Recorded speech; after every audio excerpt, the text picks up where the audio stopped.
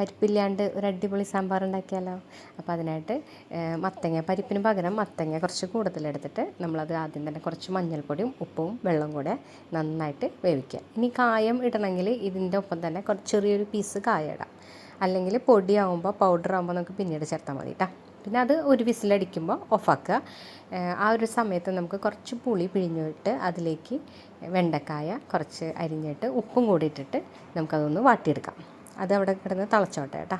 പിന്നെ ആ ഒരു ടൈമിൽ നമുക്ക് അതുപോലെ തന്നെ സാമ്പാർ പൗഡർ എടുക്കുക. 3 ടീസ്പൂണാണ് ഇതിൽ ഈ ഒരു അളവിന് എടുത്തെടുക്കണേ. അപ്പോൾ കുറച്ച് സാമ്പാർ പൊടി നിങ്ങൾക്ക് എത്ര ആവശ്യം എന്ന് വെച്ചിട്ടുണ്ടെങ്കിൽ അത് എടുക്കുക. ചൂടുവെള്ളത്തിൽ കലക്കി വയ്ക്കുക.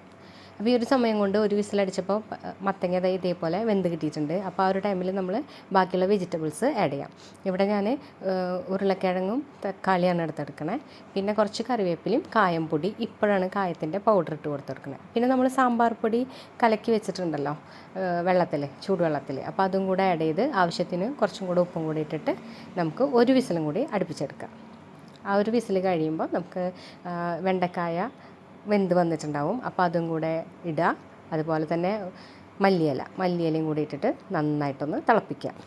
അപ്പോൾ ഇത്രയേ ഉള്ളൂ. സാമ്പാർ ഏകദേശം റെഡി ആയിട്ട് ഇനി നമ്മൾ കടുക് പൊട്ടിച്ചിടുക. കടുകും വറ്റൽമുളകും അതുപോലെ തന്നെ കറിവേപ്പിലയും കൂടെ പൊട്ടിച്ച് അതിലേക്ക് ഇടാം.